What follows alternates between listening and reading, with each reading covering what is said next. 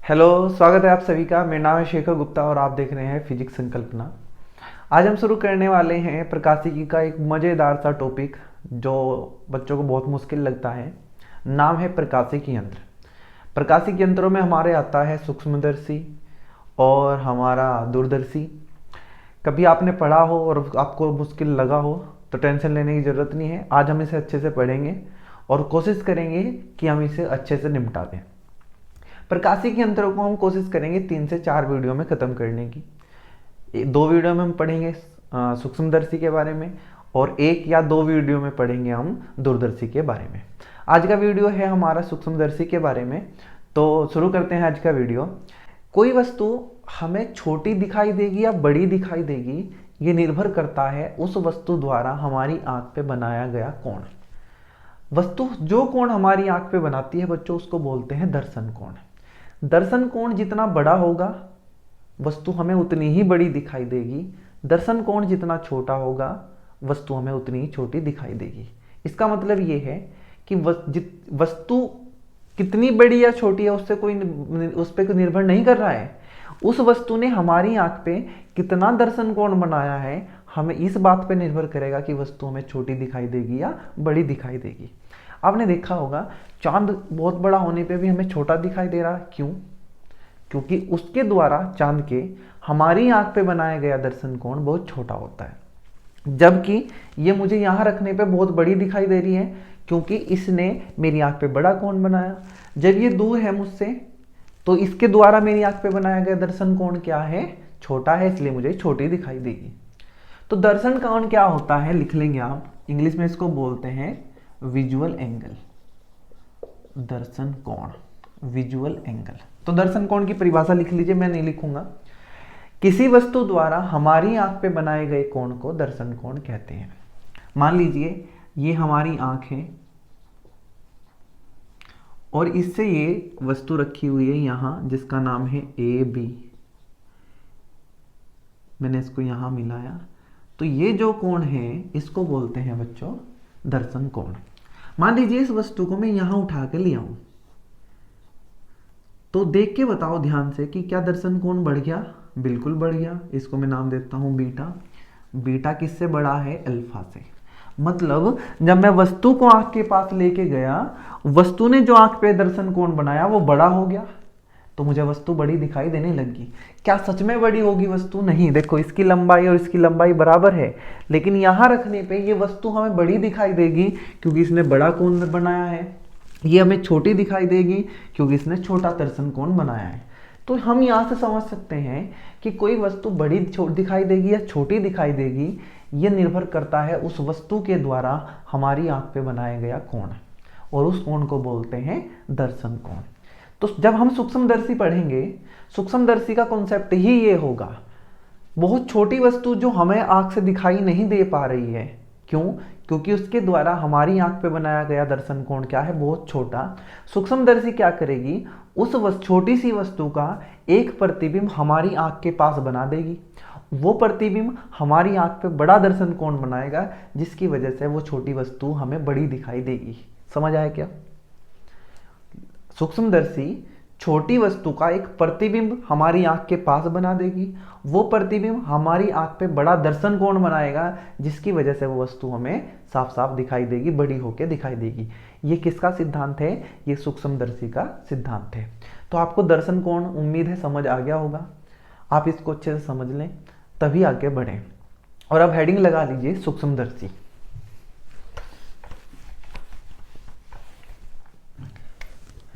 English में बोलते हैं इसको माइक्रोस्कोप। सबसे पहले बात करते हैं ये है क्या सूक्ष्मदर्शी। तो आप लिख लें, सूक्ष्मदर्शी एक ऐसी युक्ति है जो छोटी वस्तु का बड़ा प्रतिबिंब बनाकर हमें दिखाती है, जिसकी सहायता से हम छोटी वस्तुओं को आसानी से देख सकते हैं। ये क्या है? सूक्ष्मदर्शी। पहली बात हमने लिख ली कि क्या है। अब बात करेंगे इसका सिद्धांत, ये किस सिद्धांत पे काम करती है। सिद्धांत अभी मैंने बताया, फिर से बता देता हूं कि सूक्ष्मदर्शी क्या करेगी? उस छोटी सी वस्तु का एक प्रतिबिंब मेरी आंख के पास बना देगी, जिस वजह से मेरी आंख पे इस प्रतिबिंब का बड़ा दर्शन कोण बनेगा और मुझे ये प्रतिबिंब बड़ा दिखाई देगा। ये किसका सिद्धांत है? सूक्ष्मदर्शी का। बात करते हैं सूक्ष्मदर्शी कितने प्रकार की होती है। हमारे सिलेबस में 2 प्रकार की सूक्ष्मदर्शी की बात की गई है। सिलेबस में मतलब एग्जाम के लिए तो एक ही इंपॉर्टेंट है, लेकिन दोनों पढ़ेंगे तभी समझ आएगा। पहले का नाम है सरल सूक्ष्मदर्शी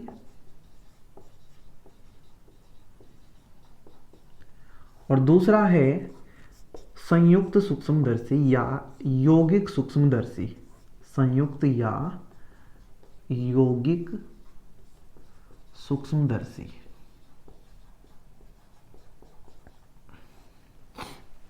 ठीक है जी। आज हमारा फोकस रहेगा केवल सरल सूक्ष्मदर्शी पे। हम जानेंगे कि सरल सूक्ष्मदर्शी होती क्या है, बनती कैसे है, इसके द्वारा प्रतिबिंब कैसे बनता है, इसकी आवर्धन क्षमता क्या होती है। आप हेडिंग लगाना सूक्ष्मदर्शी की आवर्धन अक्षमता। अभी हमने बच्चों ये पढ़ा है कि किसी वस्तु को हम कितना बड़ा देखते हैं या कितना छोटा देखते हैं, ये निर्भर करता है उसके द्वारा हमारी आंख पे बनाए दर्शन कोण से। जितना बड़ा दर्शन कोण वस्तु हमें उतनी ही बड़ी दिखाई देगी, जितना छोटा दर्शन कोण वस्तु उतनी हमें छोटी दिखाई देगी। तो एक्चुअल में सूक्ष्मदर्शी करेगा क्या, करता क्या है? ये करता है छोटी वस्तु का बड़ा प्रतिबिंब बना देता है और वो बड़ा प्रतिबिंब हमारी आंख पे क्या करता है? बड़ा दर्शन कोण बनाता है। ये है सिद्धांत किसका? सूक्ष्मदर्शी का। इसका मतलब कोई सूक्ष्मदर्शी हमारी आंख पे जितना बड़ा दर्शन कोण बनाने वाला प्रतिबिंब बनाएगी, उसकी आवर्धन क्षमता उतनी ही ज़्यादा होगी। मान लीजिए एक हमारे पास सूक्ष्मदर्शी है A और एक सूक्ष्मदर्शी है B। इसने एक ऐसा प्रतिबिंब बनाया जिसने हमारी आंख पे बनाया कोण अल्फा, और एक ने बनाया प्रतिबिंब ऐसा जिसने हमारी आंख पे कोण बनाया बीटा। और हम देख पा रहे हैं कि बीटा किससे बड़ा है? अल्फा से। मतलब इस सूक्ष्मदर्शी की आवर्धन क्षमता अधिक है। सूक्ष्मदर्शी के द्वारा बनाया गया प्रतिबिंब हमारी आंख पे जितना बड़ा दर्शन कोण बनाएगा, तो हम ये कहेंगे उस सूक्ष्मदर्शी की आवर्धन क्षमता उतनी ही ज्यादा है। तो बात कर लेते हैं इसके फॉर्मूले की। इसको प्रदर्शित करते हैं बच्चों कैपिटल M से। किससे प्रदर्शित करते हैं? कैपिटल M से। और इसका फॉर्मूला होता है बच्चों बीटा बटे अल्फा। अब ये बीटा क्या है, अल्फा क्या है, इन चीजों को समझते हैं बच्चों। ये जो बीटा, सबसे पहले बात करते हैं अल्फा की। ये जो अल्फा है ये है वस्तु द्वारा आंख पर बनाया गया दर्शन कोण। बनाया गया दर्शन कोण जब वस्तु स्पष्ट दृष्टि की न्यूनतम दूरी पर रखी हो। न्यूनतम दूरी पर रखी हो। स्पष्ट दृष्टि की न्यूनतम दूरी आप जानते हैं क्या होती है? D से प्रदर्शित करते हैं इसको, और इसको स्वस्थ आंख के लिए इसका मान होता है 25 सेंटीमीटर। बीटा क्या है? अच्छा, ये जो अल्फा है ये कौन बनाएगी? वस्तु। कहाँ बनाएगी? आंख पे। जब वस्तु कहाँ रखी हो? स्पष्ट दृष्टि की न्यूनतम दूरी मतलब D पे रखी हो। और बच्चों एक और बात ध्यान रखनी है कि जब ये कोण बनेगा तो उस वस्तु और मेरी आंख के बीच, मतलब हमारी आंख के बीच कोई प्रकाशिक यंत्र नहीं होना चाहिए। ना तो यहाँ लेंस होना चाहिए या कुछ और चीज नहीं होनी चाहिए। तब हम बोल लेंगे कि जो इसने मेरी आंख पे दर्शन कोण बनाया वो अल्फा है और ये वस्तु कहाँ है? मुझसे D दूरी पे। बीटा क्या है? अंतिम प्रतिबिंब द्वारा। अंतिम प्रतिबिंब द्वारा। अब हमने क्या किया? अपनी आंख और उस वस्तु के बीच में क्या रख दिया? कोई लेंस रख दिया। उसने क्या किया? प्रतिबिंब बनाया। वो प्रतिबिंब हमारी आंख पे जो कोण बनाएगा उसको बोलते हैं बीटा। अंतिम प्रतिबिंब द्वारा आंख पर बनाया गया कोण। आंख पर बनाया गया कोण, ये होता है हमारा बीटा। मतलब अगर आपको किसी सूक्ष्मदर्शी की आवर्धन क्षमता निकालनी है तो आपको सबसे पहले जरूरत होगी बीटा की और जरूरत होगी आपको अल्फा की। ठीक है, तो ये था हमारा आवर्धन क्षमता। अब पढ़ना शुरू करते हैं हम सरल सूक्ष्मदर्शी।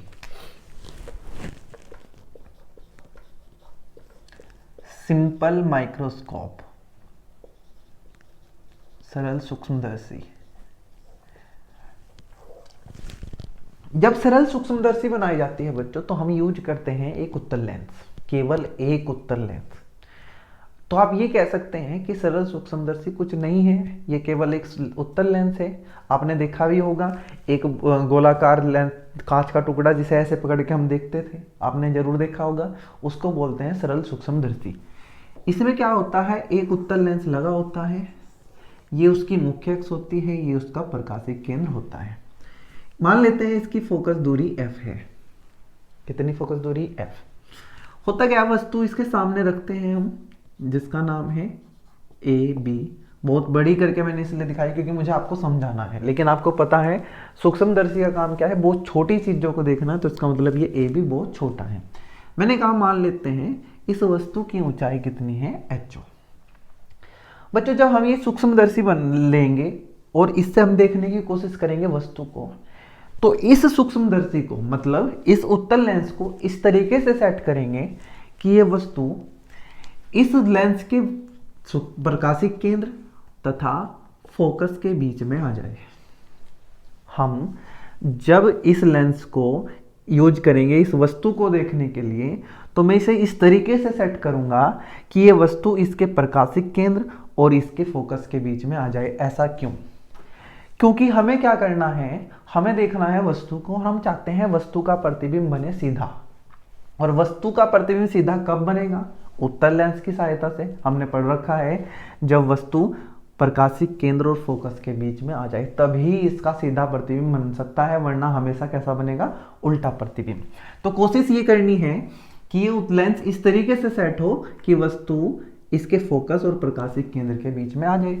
हमने कहा चलिए यहां से एक किरण निकालते हैं। प्रतिबिंब बनाना है तो वस्तु से क्या चलेंगी? प्रकाश किरणें। मुख्य अक्ष के समांतर जब ये प्रकाश किरण गई, अपवर्तन के पश्चात कहां से निकल जाएगी? फोकस से। ये क्या है? इसका द्वितीय फोकस और ये इसका प्रथम फोकस। ये सब बातें आप जानते होंगे अगर आपने पढ़ रखा है ये। हमने कहा दूसरी किरण हम कहां से ले जाते हैं?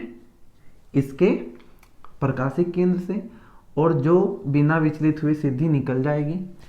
क्योंकि मुझे पता है, इसको थोड़ा सा सही करके बना देता हूं मैं, ये इसका द्वितीय फोकस। ये किरणें इधर कहीं नहीं मिलेंगी, ये मिलेंगी तो कहां? पीछे जाके। जब मैंने इन किरणों को पीछे मिलाया, बढ़ाया, तो ये किरणें मिली यहां और ये बना आभासी एवं सीधा प्रतिबिंब।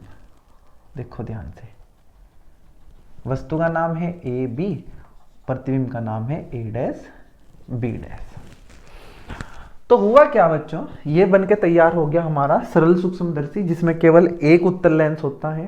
तो आप कह सकते हैं कि सरल सूक्ष्मदर्शी कुछ और नहीं है, केवल एक उत्तल लेंस होता है, जिसका यूज हम करते हैं बहुत छोटी वस्तुओं को देखने के लिए। और वो वस्तु कहाँ होनी चाहिए? उसके प्रकाशिक केंद्र तथा प्रथम फोकस के बीच में, जिससे कि इस उत्तल लेंस द्वारा जो प्रतिबिंब बने वो सीधा बने और आभासी। आभासी से हमें मतलब नहीं है, बस सीधा बनना चाहिए। ये प्रतिबिंब बन गया। अब हमें निकालनी है इस लेंस की आवर्धन अक्षमता। आवर्धन अक्षमता, आवर्धन अक्षमता किससे प्रदर्शित किया हमने? आवर्धन अक्षमता को m से, जिसका फॉर्मूला आपने पढ़ा है बच्चों, बीटा बटे अल्फा। ध्यान है ना? शुरू में बात करते हैं अल्फा की। अल्फा क्या है? ये हमारी आंख है बच्चों, इसके सामने d दूरी पर वस्तु रखी है ये वाली ए बी।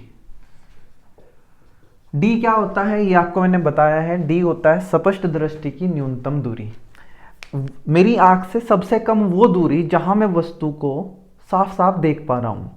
इससे आगे लेके आऊंगा तो ये क्या होना शुरू हो जाएगी? ब्लर। ये हमें क्या? धुंधली दिखाई देना शुरू होगी। यहां भी मुझे साफ दिखाई दे रही है, साफ दिखाई दे रही है, साफ दिखाई, यहां भी। लेकिन इससे जैसे ही आगे लेके आया मुझे धुंधली दिखाई देना शुरू होगी।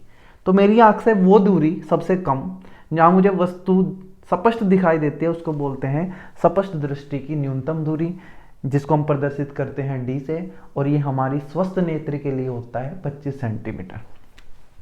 अब वस्तु हमारी आंख पे जो कोण बनाएगी उसको बोलते हैं बच्चों अल्फा। अल्फा क्या है?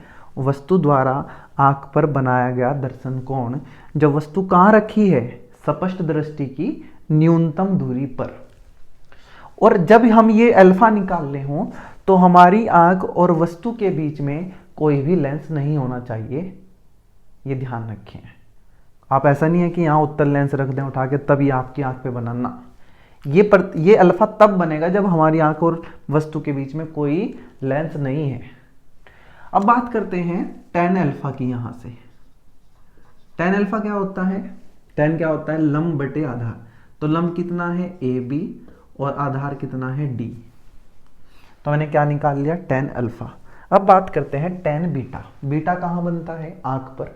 कौन बनाता है, प्रतिबिंब। कौन सा, अंतिम।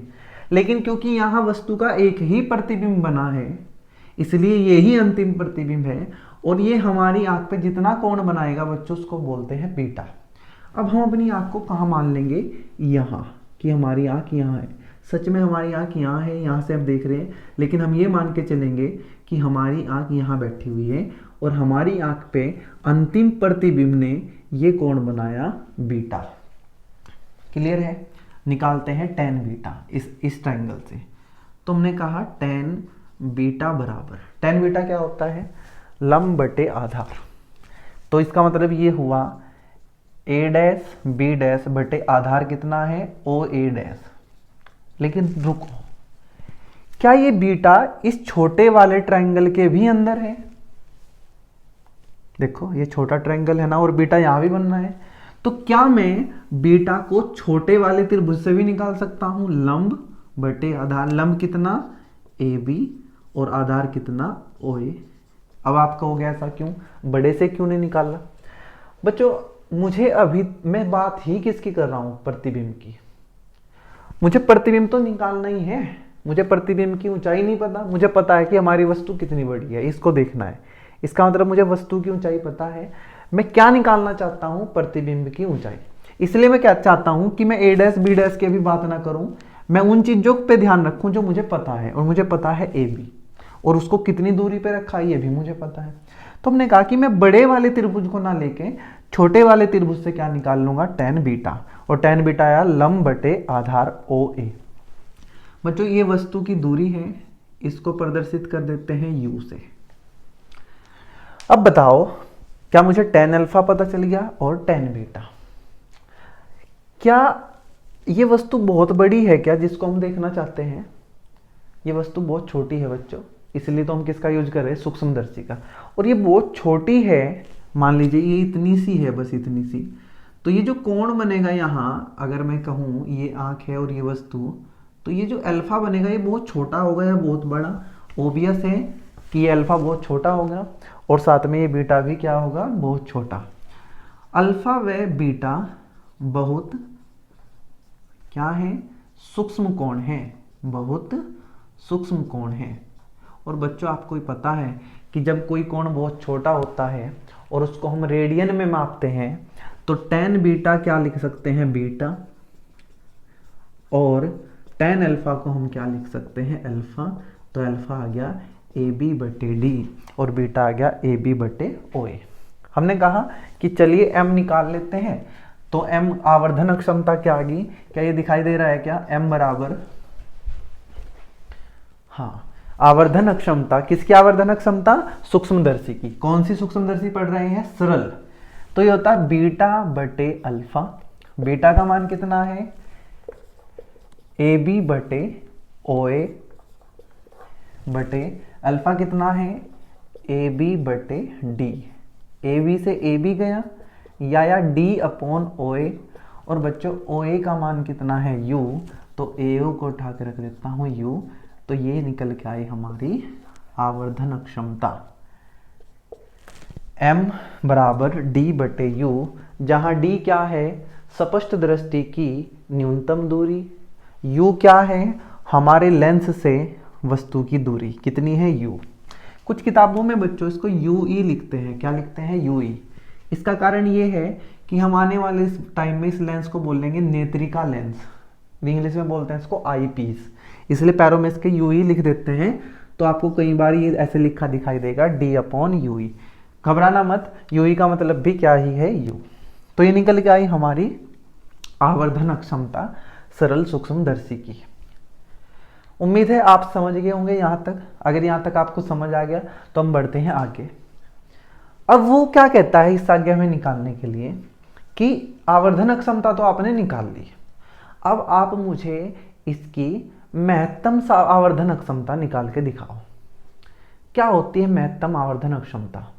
बच्चों मुझे आप बताइए कि अगर आपके पास सूक्ष्मदर्शी नहीं है तो ये वस्तु आपको सबसे सही कहाँ दिखाई देगी?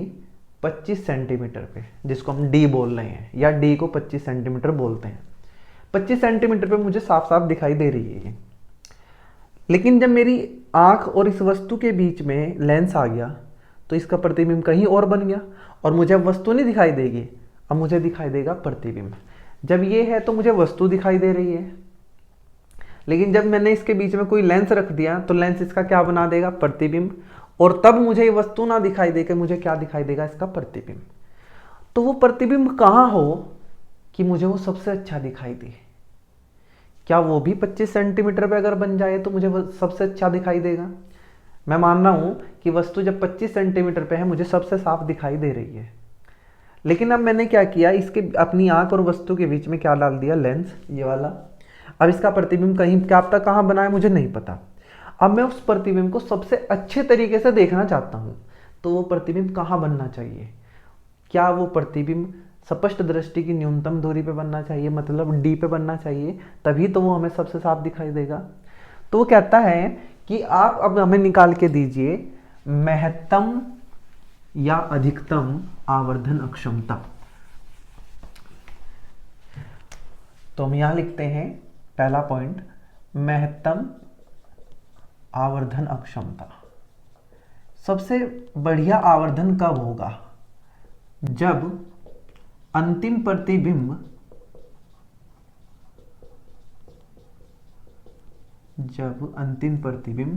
कहाँ बने? डी पर बने। अब ये डी क्या है? ये आपको आना चाहिए। डी है स्पष्ट दृष्टि की न्यूनतम दूरी। तो हमने कहा अच्छा कि जब प्रतिबिंब कहाँ बन जाए? डी पे, तो वो हमें सबसे अच्छा दिखाई देगा। सबसे अच्छा दिखाई देगा मतलब उसकी आवर्धन क्षमता क्या होगी? सबसे अधिक। तो हमने कहा इसका मतलब, मान लीजिए बच्चों, प्रतिबिंब की दूरी को हम किससे प्रदर्शित करते हैं? v से। किससे प्रदर्शित करते हैं? v से। और क्योंकि मैं यहाँ ये लिख रहा हूं तो इसके पैरों में भी, आप लिखो या ना लिखो कोई दिक्कत नहीं है, मैंने लिख दिया। तो प्रतिबिंब कहाँ बने? d पर। तो ve का मान कितना हो जाएगा? d, क्योंकि प्रतिबिंब कहाँ बनेगा? d पे, और प्रतिबिंब की दूरी कितनी है? v। लेकिन ये प्रकाश इधर जा रहा है तो ये दिशा प्लस होगी, हम आए इधर तो ये होगा माइनस। तो ve का मान कितना रखूंगा मैं? -d। अब हम यहाँ लगा देते हैं लेंस सूत्र। लेंस सूत्र क्या होता है? 1/f बराबर 1/v माइनस 1/u, और सबके पैरों में लगा देते हैं e। समझ रहे हो ना? क्योंकि ये कैसा लेंस है? नेत्रिका। नेत्रिका को बोलते हैं इंग्लिश में आई पीस। सबके पैरों में क्या लगा दिया? e। 1/f। ve की जगह कितना रखना है? -d। ue की जगह कितना रखना है बच्चों? -ue, क्योंकि ये भी तो इधर ही है। तो हम लिखेंगे 1/-ue। 1/fe equals to -1/d, minus minus plus 1/ue। यहाँ से मैं किसकी वैल्यू निकाल लेता हूँ? 1/ue की। -1/d इधर आएगा तो ये बनेगा 1/fe प्लस 1/d। तो हमने किसकी वैल्यू निकाल ली? 1/ue की। कितनी आई है? 1/fe plus 1/d। अब ध्यान से देखो, m बराबर कितना है? d/ue। तो मैं 1/ue की वैल्यू यहाँ डाल देता हूँ, या इससे अच्छा ये करूँ कि यहाँ d चाहिए मुझे, तो इस पूरी इक्वेशन में किससे मल्टीप्लाई कर देता हूँ? d से। जैसे ही मैं ही यहाँ d से मल्टीप्लाई करूँगा तो ये बनेगा d/ue equals to d/fe plus d/d। d/d हुआ 1 और d/ue का मान कितना है? m। और बच्चों ये कब आया?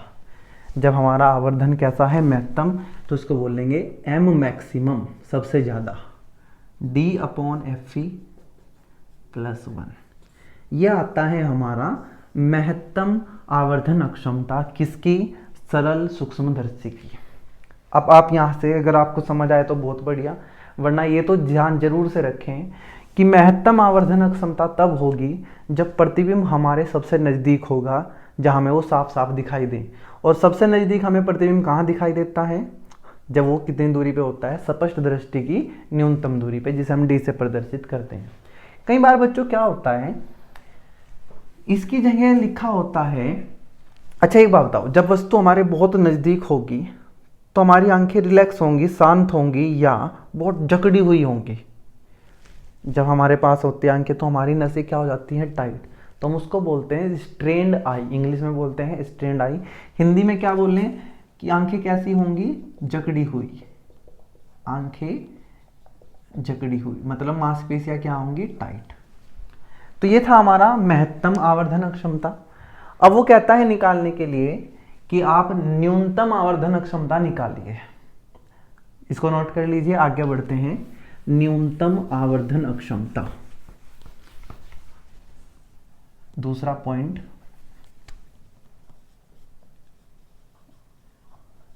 न्यूनतम आवर्धन क्षमता। कब होगा न्यूनतम आवर्धन क्षमता?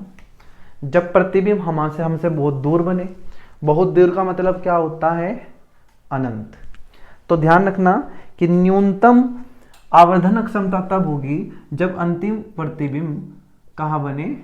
अनंत पर बने। अनंत पर बने। इसका मतलब ये प्रतिबिंब कहाँ बनेगा? अनंत पे। मतलब VE का मान हमारा कितना होने वाला है? अनंत। फिर से फॉर्मूला लगाएंगे, 1/f बराबर 1/v माइनस 1/u, और सबके पैरों में क्या लिख देंगे? E। आप लिखो या ना लिखो कोई दिक्कत नहीं है। 1/fe, VE की जगह क्या डाल देंगे? अनंत, और UE की जगह डाल देंगे माइनस UE, क्योंकि वस्तु अब भी इधर ही है। 1/fe, 1 बटे अनंत कितना हो जाएगा? 0, माइनस माइनस प्लस 1/UE। तो 1/fe किसके इक्वल आ गया? 1/UE के।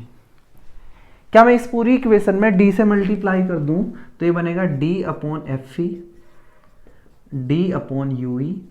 और बच्चों d/UE क्या है? हमारा आवर्धन क्षमता m। तो ये क्या है? m, और m किसके बराबर आ गया? d/fe है। लेकिन ये कौन सा m है? ये है न्यूनतम, इसलिए इसको बोलते हैं मिनिमम, m मिनिमम। न्यूनतम आवर्धन क्षमता कितनी आई?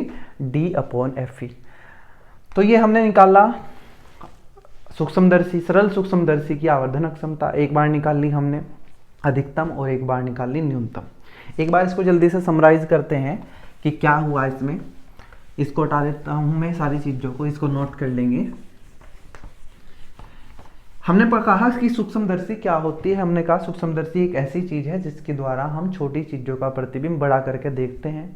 जो छोटी चीजों को देखने में हमारे लिए क्या हमारी जो छोटी चीजों को देखने में हमारी सहायता करती है। हमने कहा ठीक। हमने कहा ये इसमें कितने लेंस होते हैं? आपने कहा एक लेंस होता है। कौन सा? उत्तल लेंस। इसकी आवर्धन क्षमता का सूत्र क्या होता है? β/α। ये जो हमारे यहाँ निकल के आया वो क्या आया है निकल के? d/UE, जहाँ d क्या है? स्पष्ट दृष्टि की न्यूनतम दूरी, और UE क्या है? वस्तु की दूरी लेंस से।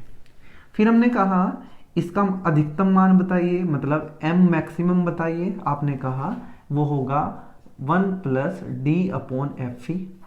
इसका m मिनिमम बताइए, न्यूनतम आवर्धन क्षमता बताइए। आपने कहा d/fe। तो d/fe क्या है? न्यूनतम आवर्धन क्षमता। 1 + d/fe क्या है? अधिकतम आवर्धन क्षमता। मतलब जो आवर्धन क्षमता है m, उसका सबसे कम मान है d/fe, और सबसे बड़ा मान है 1 + d/fe। इसको बोलते हैं बच्चों आवर्धन अक्षमता का प्रास, कि हमारी आवर्धन क्षमता d/fe से 1 + d/fe तक हो सकती है। तो ये था सब हमारा सरल सूक्ष्मदर्शी। उम्मीद है आपको समझ आया होगा। अगले वीडियो में हम पढ़ने वाले हैं संयुक्त सूक्ष्मदर्शी। बहुत मजा आने वाला है, और इसी का सारा कॉन्सेप्ट यूज होगा संयुक्त सूक्ष्मदर्शी में। तो बच्चों उसको पढ़ने से पहले ये आप जरूर पढ़ लें। ये ना सोचें कि हमारे एग्जाम में नहीं आएगा, सीधा वही पढ़ें, वो सीधा समझ आने वाला नहीं है। आज के वीडियो में इतना ही।